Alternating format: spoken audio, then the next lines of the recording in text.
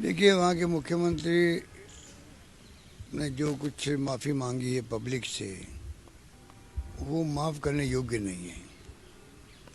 क्योंकि माफ़ी मांग के आप अगर 18 महीने के आसपास शायद ये घटनाएं घटी वहाँ पर, हिंदुस्तान के इतिहास के अंदर ऐसा माहौल किसी राज्य में नहीं बना होगा जो वहाँ बना है। आपस में दो वर्ग जो हैं, दो जातीय समुदाय आपस में फायरिंग कर रहे हैं, महिलाओं को रेप कर रहे हैं। मुख्यमंत्री ने खुद ने स्वीकार किया 1 साल पहले ही 1000 महिलाओं को रेप हो गए हैं। ये रेप चलते रहे, अन्याय अत्याचार उत्पीड़न चलता रहा, वहाँ पर सब कुछ होता रहा और भारत सरकार भी कुछ नहीं कर पाई। इसमें मैं दोषी मानता हूँ वहाँ की सरकार को भी, केंद्र सरकार को भी। क्या आप एक मुख्यमंत्री को चेंज नहीं कर सकते थे? बहुत बड़ी बात नहीं होती, पर अगर हिंसा रुक जाती वहाँ पर, वो आपका एक स्टेट है, चाहे छोटा होगा पर इस देश का जो है उसका एक राज्य के बराबर वो है। आपने उसकी परवाह नहीं करी, नॉर्थ ईस्ट का राज्य है, उसका रिएक्शन जो लोग समझते इन बातों को उनमें तो है। बाकी लोगों को समझना चाहिए कि ये बहुत बड़ी घटना है जिसमें आपने अगर एक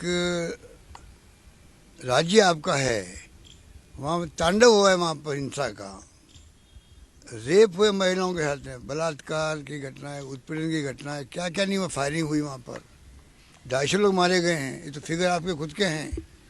इसको क्या कहेंगे हम लोग? तो फिर लोगों में रिएक्शन नहीं होता है, लोग समझते भी नहीं।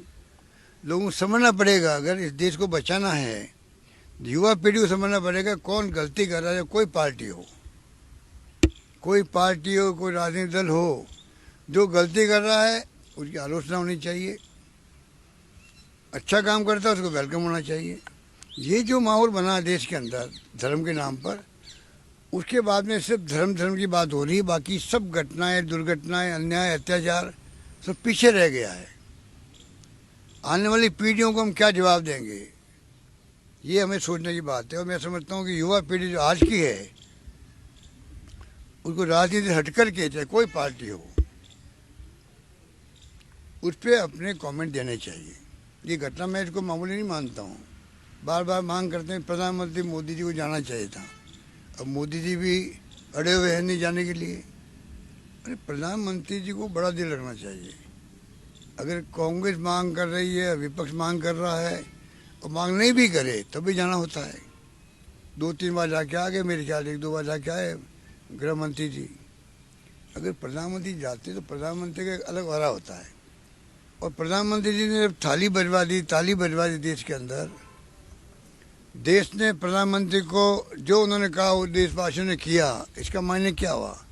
अगर प्रधानमंत्री खुद जाते वहाँ पर मणिपुर के अंदर, हो सकता उनके बाद विश्वास करके जो वादे करते, बातचीत करवाते दोनों समुदाय में, हो सकता ये जो खून खराबा हुआ है ये 6 महीनों में ख़त्म हो जाता।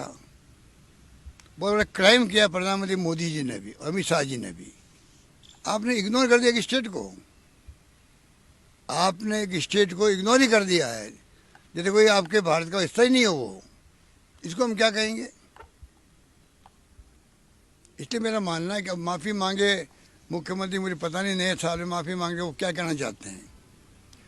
उनको खुद को इस्तीफा देना चाहिए था पहले ही, जब उसे समझ नहीं रहा था। उनको बड़प्पन दिखाते, उनकी एक मेरे ख्याल हाइट बढ़ती। अगर मुख्यमंत्री खुद आगे देख 6 महीने हो गए, 8 महीने हो गए हैं, तो ऐसे वक्त में खुद को इस्तीफा देना चाहिए था। उनका मान सम्मान कायम रहता, आज माफ़ी मांगने की आवश्यकता नहीं होती, मेरा मान।